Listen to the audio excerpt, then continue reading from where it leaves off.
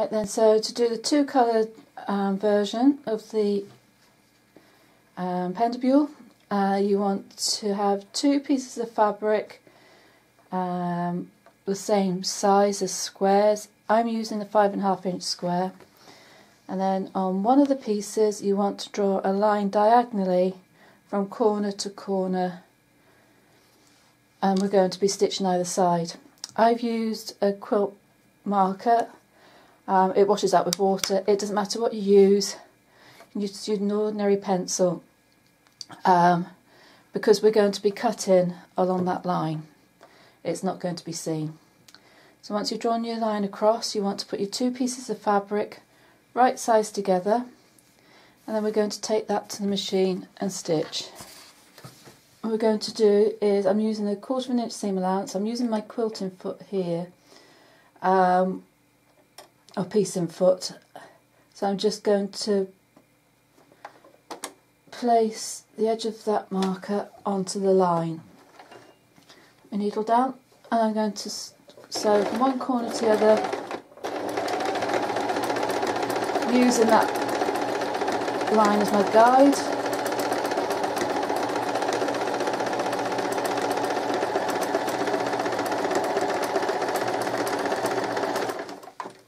Then I'm going to turn it round, and then I'm going to stitch 1/4 inch away from that line on the other side.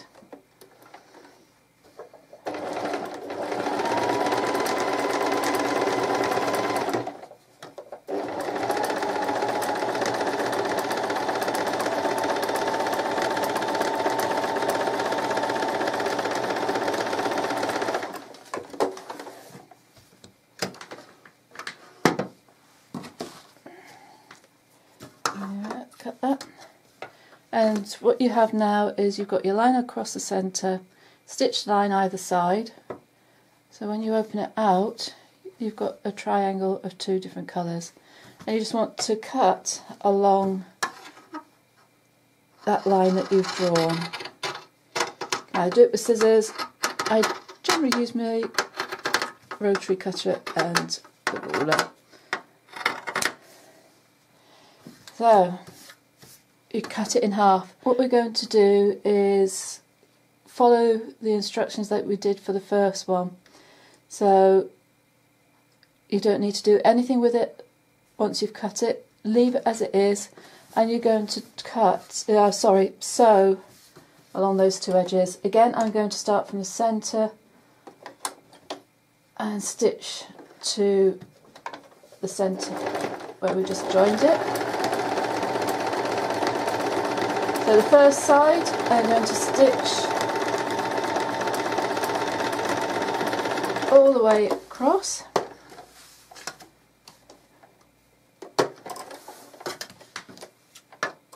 and then come back the other side. That's it. And turn it over, and again do from the corner.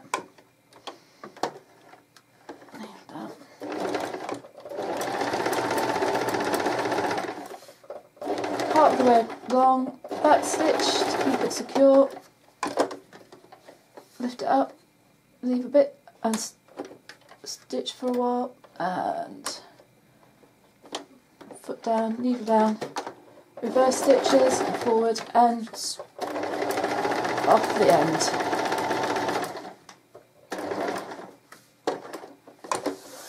There we go. And you're going to do that for both of them. I'll just cut that there. Going to just trim across the corner, just make it easier to get a nice point, and then with our opening we're just going to turn that through.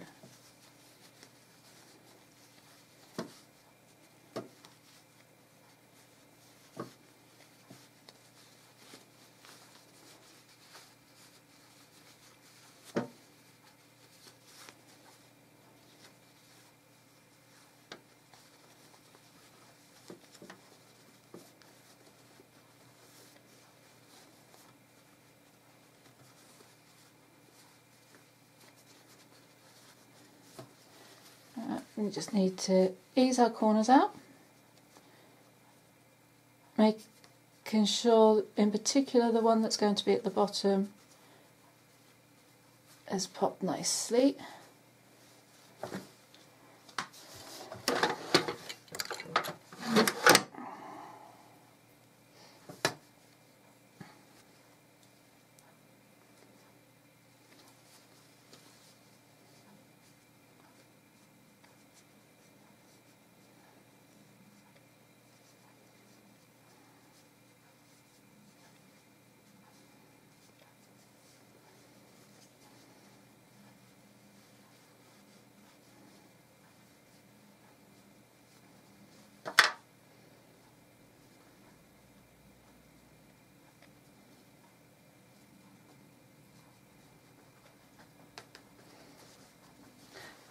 Just going to use my needle just to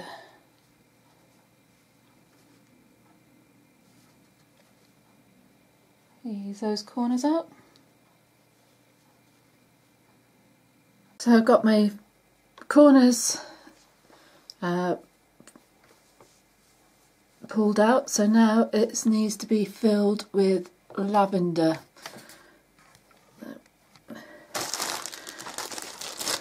There we go. So got some Yorkshire lavender here. I'm just going to fill that in. If your hole in the side is of a decent size, you can just poke it in. Otherwise, either use a funnel or make yourself a funnel from some paper. There's a video on my YouTube channel showing you how to do that. Just makes it easier just to get and quicker to add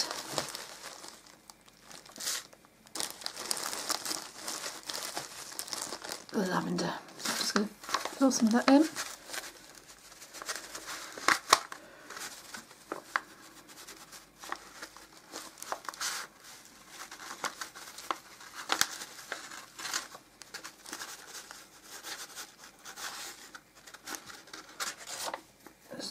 How that is. You don't want to overfill it because you do need to be able to shape it. So just do the last bit by hand.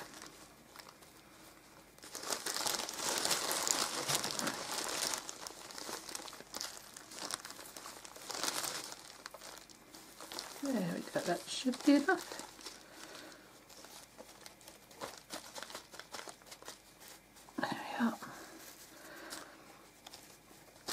So move that to one side. Let's just push that little bit of lavender out the way.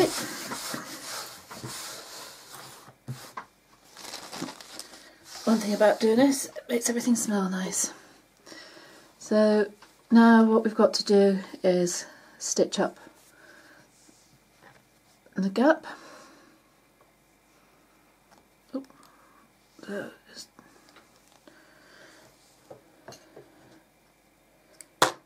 take that off.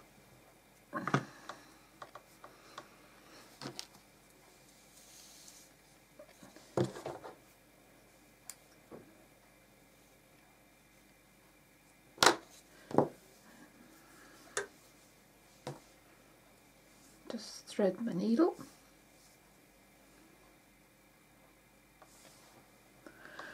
Right then, so just going to put a knot in the end just to secure it.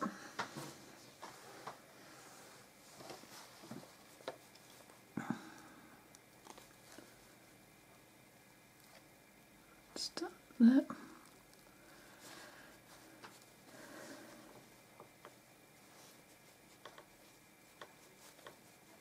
And you're just going to use an invisible stitch just to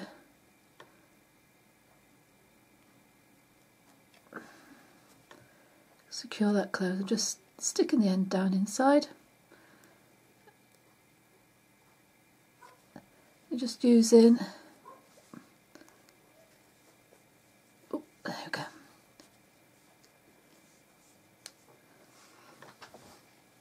A ladder stitch, so you're just going along one side, taking up a few strands of fabric, just doing it along the fold, and you're doing exactly the same on the other side. And as you go along, it just pulls those two sides together.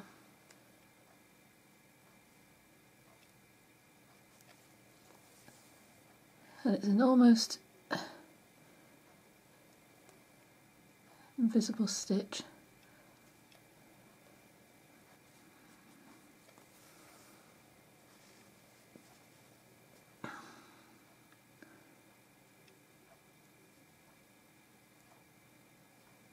You're going to do that until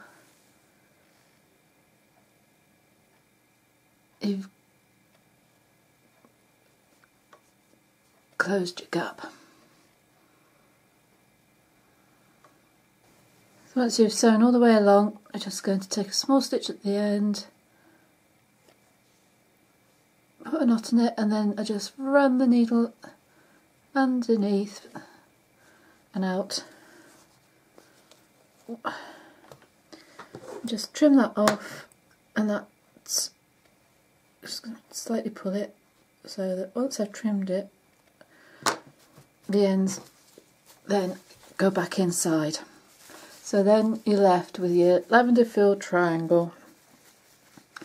So what you're going to do now is to shape it into the pendibule shape. So you get hold of your 2 points, just fold them over to each other, and you're going to stitch them in place there.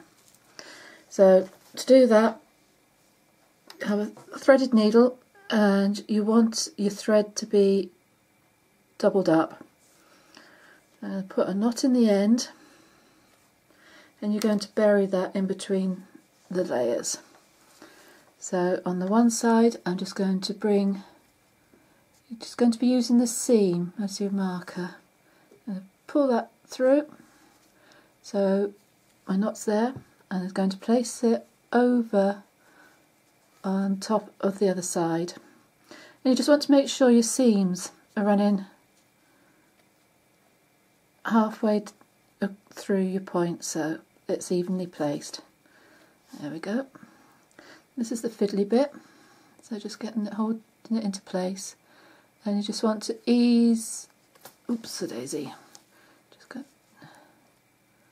there we go.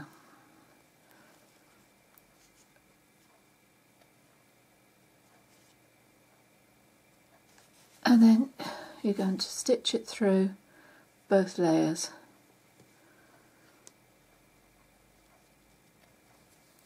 So you want to repeat that 3 or 4 times. Go.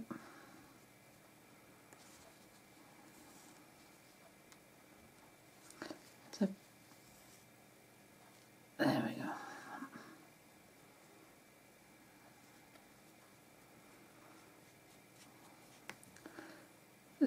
Now, when you're doing it with 2 layers of fabric, these points are quite thick, so just do take your time and ease your needle through. We don't want any accidents. It's a lot easier when you're doing it with a single fabric. You don't have those extra layers of fabric on the folds to sew through. So just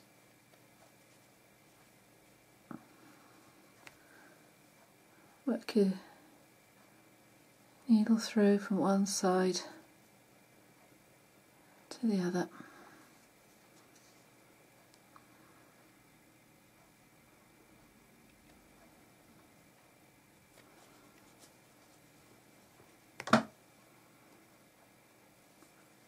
There we go. I'm just going to do it last time, and then I'm going to fasten it off on the underside.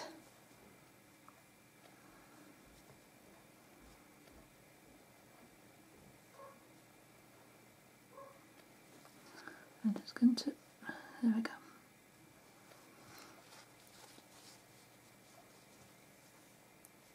There we are. And then just on the underside, the back of those stitches,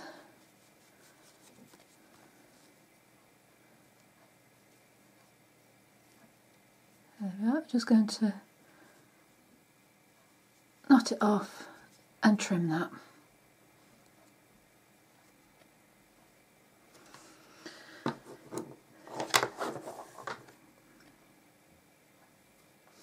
There we are. So there you got your pendibule there. So on the one side I've got my square gingham and I've got pretty flowers on the other side. So now I'm just going to go and get some ribbon and I'll show you how to create your hanging loop. Right then, so you want about 75 centimetres of ribbon.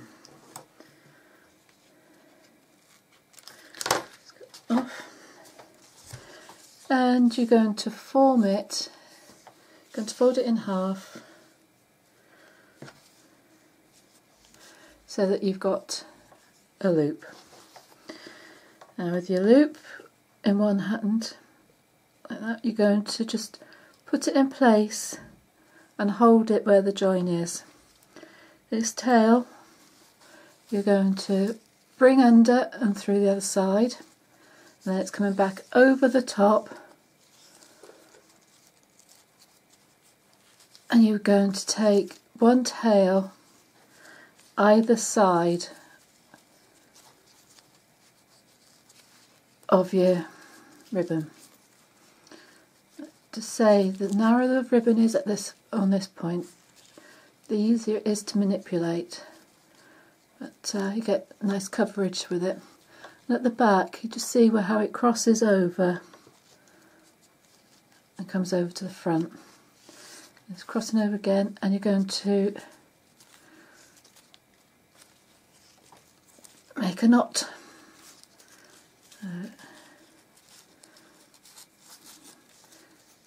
Which requires a little bit of manual dexterity, bit of manoeuvring, because you don't want to lose your loop. So matter of hold, depending on which side to hold it. Alright then, so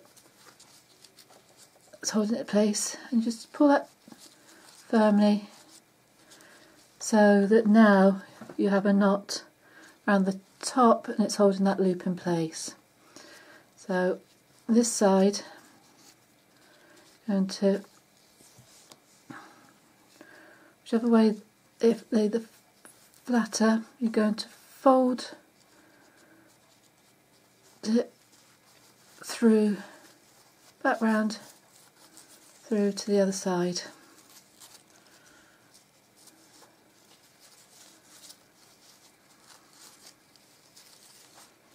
There we go. And back over to the front, and you're just going to repeat that with a knot.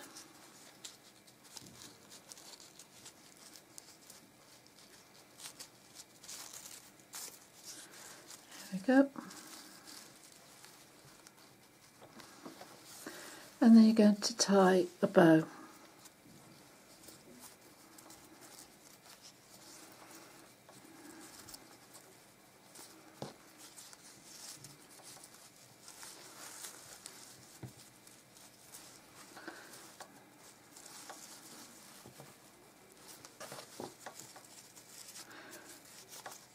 If you want to, you can have your ribbon longer, it's up to you.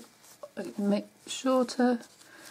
What you want to do is, once you've tied your bow, you're just going to tie the ends off just by cutting at a 45-degree angle from the corner.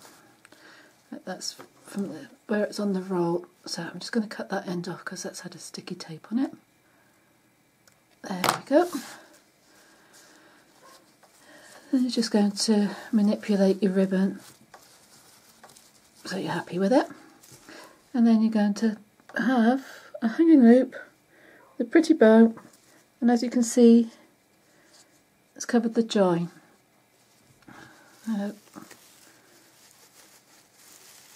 Got your lovely scented pendibule, and you've got your two different fabrics.